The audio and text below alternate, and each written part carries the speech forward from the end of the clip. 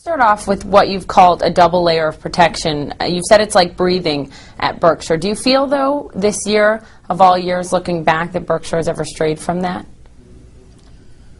Well, we've made a few investment errors in the last year, more than usual, as a matter of fact.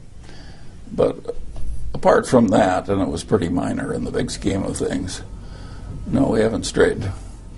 We haven't strayed at all from our basic ideas.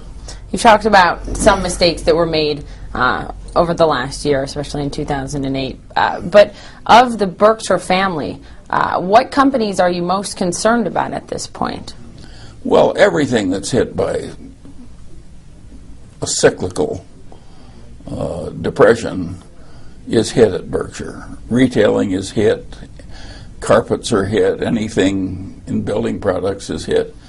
And so we have a lot of things that got hit. But the two biggest businesses are insurance and utilities.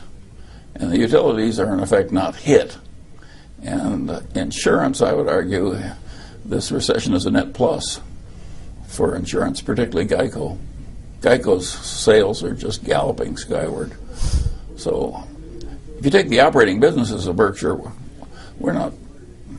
Some of them are suffering their share of this thing, but Berkshire as a whole is not getting a normal share of a recessionary decline. You know, but what I really mean there is beyond sort of the cyclical events, beyond the fact that the housing market has been rocked, and of course that's going to hurt Sean, that's going to hurt the builders. But what about fundamentally?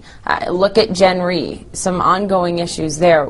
Are there other companies, or is Gen Re the one, correct me if I'm wrong, but that there are some fundamental concerns about? Well, I would argue that Gen Re has been so enormously improved that you can scarcely recognize it over the, from its bottom tick to its present state.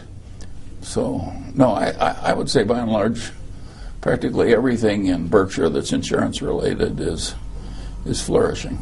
The insurance industry and its exposure to risk on the financial product side has been highlighted. The world knows about it now if they didn't before with AIG. How do you see the AIG situation playing out as it relates to Gen Re? Well, I think that what happened to AIG has no effect on Gen Re except a favorable effect.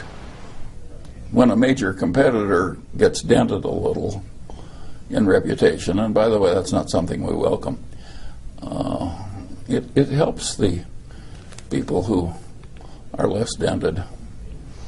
But do you believe the government is continuing to evaluate some possible legal action against Gen Re with an AIG transaction? I think that's winding up. Let's move on and talk about the banks in general.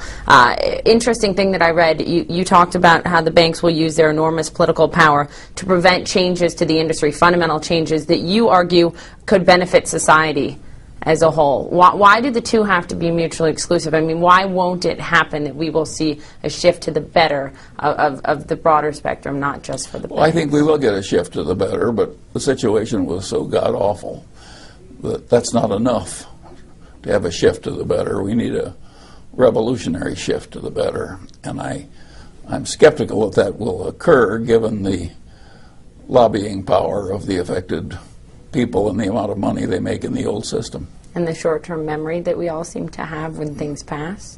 Yes, and the tendency of the political class to chase the wrong rabbit.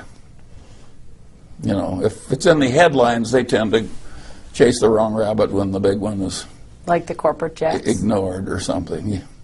Yeah, our main problem is not the corporate jets, but having people who use the government's credit, either as a matter of direct guarantee or implicit guarantee, just do any damn crazy thing they want, no matter how stupid or how venal, and then get bailed out by the government when troubles come which cause massive troubles to the general public. People are furious at that.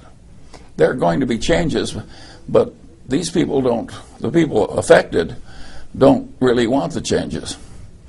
Wall Street's idea of an acceptable change would be if they went from 30 to 1 leverage to 15 to 1